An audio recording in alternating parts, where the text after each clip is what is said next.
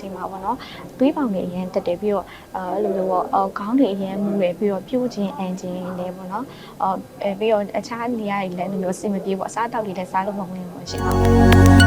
်အိမ်ကြီးရောက်တဲ့အခါမှာလည်းလိုမျိုးပေါ့နော်စကပြန်နေနဲ့အဲ့လိုမျိုးတေချာပေါ့နော်တဲကုံဝင်နေရတဲ့အစားအသောက်တွေအစားအကုန်လုံးအဆင်ပြေပါတယ်ရှင်အစားအသောက်ရအကုန်လုံးတိုင်ပြီးဆွေးနွေးလို့ရပါတယ်ရှင်ဒီထက်ခေါ်စဉ်ပြီးနေတာမှာညီမလိုမျိုးသွေးပေါင်တွေလည်းမတက်တော့ပေါ့နော်အဲ့လိုမျိုးနေရာထိုင်ရလည်းပို့ပြီးတော့လမ်းဆန်းတက်ကြွသွားတယ်ပေါ့နော်အစားအသောက်တွေလည်းပို့ပြီးတော့ဘာတက်စားတာအဆင်ပြေလာတယ်ပေါ့ဟုတ်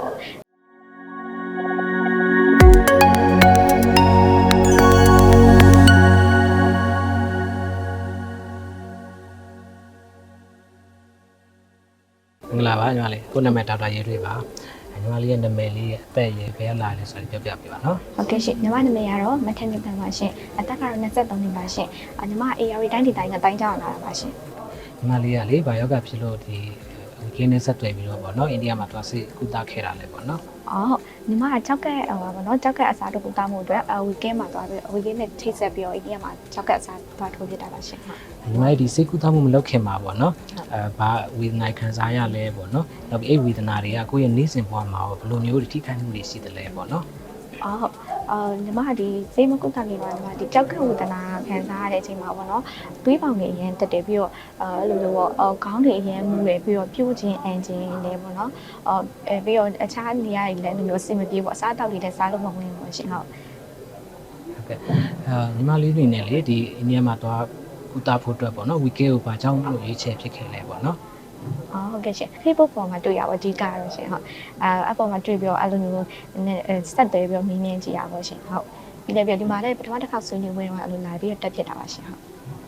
်အိန္ဒိယမှာသွားရောက်ပြီးတော့ခွဲစိတ်ကုသတဲ့ခါကျတော့လေဝီကဲကနေဘယ်လိုဝန်ဆောင်မှုတွေပြီးခဲ့တယ်လဲဆိုရင်လေဒီမှာလေဝေမျှပေးလို့ရလားဒီအိန္ဒိယမှာသွားခင်ကနေစပြီးတော့အိန္ဒိယရောက်တဲ့အထိဆေးရုံရောက်တဲ့အထိလေစိတ်ကနေပြန်တဲ့အထိပေါ့နော်ဒီလိုမျိုးတွေ့ကြုံလေးပေါ့နော်ဝီခဲရဲ့ဝန်ဆောင်မှုလေးနဲ့ပတ်သက်ပြီးတော့လေဒီမသွားခင်ကလည်းစာရွက်အကုန်လုံးပေါ့နော်အသေးစိတ်အဲ့လိုမျိုးလွဲတာတွေအကုန်လုံးကိုအဲ့လိုမျိုးဆောင်ရွက်ပြီးရပေါ့လေးစိတ်ထိလိုက်ပို့ပြီးရပြီးတော့အိန္ဒိယရောက်တဲ့အခါမှာလည်းလိုမျိုးပေါ့နော်စကပြန်နေနဲ့အဲ့လိုမျိုးတေချာပေါ့နော်တဲကုံဝင်နေရတဲ့အစားတောက်ရအစားအကုန်လုံးအဆင်ပြေပါတယ်ရှင်အစားတောက်ရအကုန်လုံးတိုင်ပြီးဆွေးနွေးလို့ရပါတယ်ရှင်ဟုတ်မလေးဒီစေကုသမှုပြီးတဲ့နောက်ပိုင်းမှာဝီကဲအနေနဲ့ညီမလေးကိုဆက်ပြီးတော့ဝန်ဆောင်မှုပူညီဆောင်ချမှုပေါ့နော် after care service ကိုဘယ်လိုလေးပေးထားလဲafter care service အနေနဲ့ကြာညီမပေါ့နော်ဒီနှစ်ပတ်တစ်ကြိမ်သွေးစစ်တာတော့အဲ့လိုမျိုးပေါ့နော်ညီမသွေးစစ်ပြီးရဲ့အဖြေကိုပြန်ပြီးတော့ပို့လို့ရှင်သူကဆရာဝန်နဲ့ပြန်ပြီးတော့တိုင်ပင်ဆွေးနွေးပြီးတော့ဘယ်လိုဆေးပမာဏဘယ်လောက် dose တောက်ကောင်းလဲဆိုတော့ပြန်ပြီးတော့ပြောပြပါရှင်ဟုတ်အမြဲတမ်းတော့ဆက်သွယ်လုပ်ပြီးအမြဲတမ်းဆက်သွယ်လုပ်ပြပါရှင်ဟုတ်တော့လေနိုင်ငံခြားမှာပေါ့နော်အိန္ဒိယမှာတွားရောက်ဆေးကုသမဲ့သူတွေတခြားလူနာတွေလည်းရှိတယ်ဆိုတော့လေအဲ့လိုလူနာတွေအတွက်ဆိုရင်ဝီကင်းနဲ့ချိတ်ဆက်ပြီးတော့ဘယ်လိုလေးဆောင်ရွက်တင်တယ်လဲဆိုတာလေးပေါ့နော်။ဘာကြောင့်ကျင်းနဲ့ချိတ်ဆက်ပြီးအိန္ဒိယမှာတွားရောက်စိတ်ကူးတာတင်တယ်လဲလို့ညီမလေးဘယ်လိုအကြံပေးရှင်လဲပေါ့။ဆိုတော့လူနာတွေလည်းရှိတယ်လေတွားရောက်စိတ်ကူးတာရှင်တဲ့လူနာတွေဒီပေါ့နော် week ကကြတော့ဒီပေါ့အစရညီမတို့လိုဘာမှမသိဘူးပေါ့နော်ဘာမှမသိသေးတဲ့သူတွေအတွက်ဆိုလို့ရှိရင်လည်းသူကဟိုအသေးစိတ်ကစပြီးတော့ရှင်းပြပေး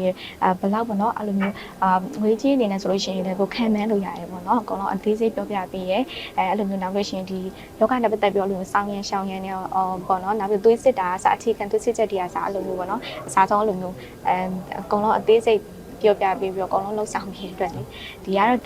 ့တော်တော်လေးတော့အဆင်ပြေပါရှင်ဟုတ်လေကဲရလေဟုတ်ညီမလေးအနေနဲ့လေဒီကြောက်ကခွဲစိတ်မှုပြုလုပ်ပြီးသွားတဲ့ခါမှာကြာတော့ပေါ့နော်ဘယ်လိုမျိုးတွေခံစားရလဲဘာတွေပြောင်းလဲသွားလဲပေါ့နော်ဟုတ်ကဲ့ဒီကြောက်ကခေါ်စဉ်ပြီးနေတာမှာညီမအဲ့လိုမျိုးသွေးပေါင်ကြီးလည်းမတက်တော့ပေါ့နော်အဲ့လိုမျိုးနေရာထိုင်ရလဲပို့ပြီးတော့လမ်းဆန်းတက်ကြွသွားတယ်ပေါ့နော်အစားအသောက်တွေလည်းပို့ပြီးတော့ဘာတက်စားတာအဆင်ပြေလာတယ်ပေါ့ဟုတ်အစားထိုင်ရတော့အကုန်လုံးအဆင်ပြေသွားပါတယ်ရှင်ဒါလေးနောက်ဆုံးအနေနဲ့ပေါ့နော်ညီမလေးအနေနဲ့ဒီ weekend ပေါ့နော် weekend နဲ့ပတ်သက်ပြီးတော့ဘာစကားလေးများပြောချင်သေးလဲပေါ